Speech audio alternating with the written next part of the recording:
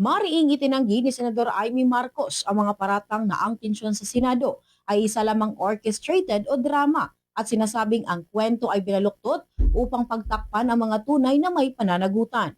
Ayon sa senador, imposibleng sirain ng kaniyang kampo ang sarili nitong opisina at lumikha ng kaguluhan para lamang makakuha ng simpatya kay Senador Bato de la Rosa. Binigyang diin din niya na ang kanilang paninindigan ay naglalayong ipagtanggol lamang ang mga karapatan ng bawat Pilipino at hindi isang politikal na palabas. Dagdag pa ni Marcos, mahirap paniwalaan ang mga otoridad ay hindi kasangkot o walang alam sa nangyari dahil sa presensya ng maraming ahensya ng gobyerno sa insidente, kabilang ang Philippine National Police, NBI, Marine Special Weapons and Tactics, at scene of the crime operations. Nilinaw din ng senador na ang Senado ay walang direktang kontrol sa mga ahensyang ito dahil ang mga ito ay nasa ilalim ng ehekutibong sangay ng gobyerno. Inilarawan din niya na ang nangyari sa Senado bilang isang paglusob at assault sa kontrobersyal na operasyon na may kaugnayan sa umano'y tangkang pag-aresto kay Senador De La Rosa. Ipinaliwanag niya na nabigla sila matapos makarinig ng sunod-sunod na putok ng baril habang nagtitipon sa opisina ng Pangulo ng Senado upang hintayin ang articles of impeachment mula sa House of Representatives. Ayon sa kanya, napilitan ang Senate security personnel na mag-warning shot, ngunit gumanti ang NBI ng sunod-sunod na putok ng baril. Dahil dito, sinigurado ng mga tauhan ng Office of the Sergeant at Arms ang mga pasukan sa pamamagitan ng pagharang sa mga mesa matapos umunoy pumasok ang mga armadong individual sa lugar. Dahil dito, nanawagan si Marcos na masusing investigasyon upang malaman kung sino talaga ang nag-utos ng operasyon at ang kaguluhang naganap sa paligid ng Senado. Nako, talaga naman. At ngayon, binabaliktad ang kwento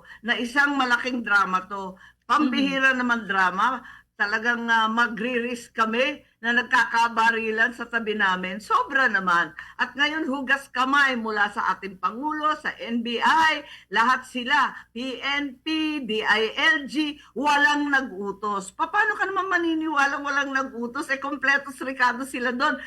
Mula dito sa Cebu, Bombo Irene Ardiente. And this is Bombo Radio Philippines, the number one and most trusted source of news and information.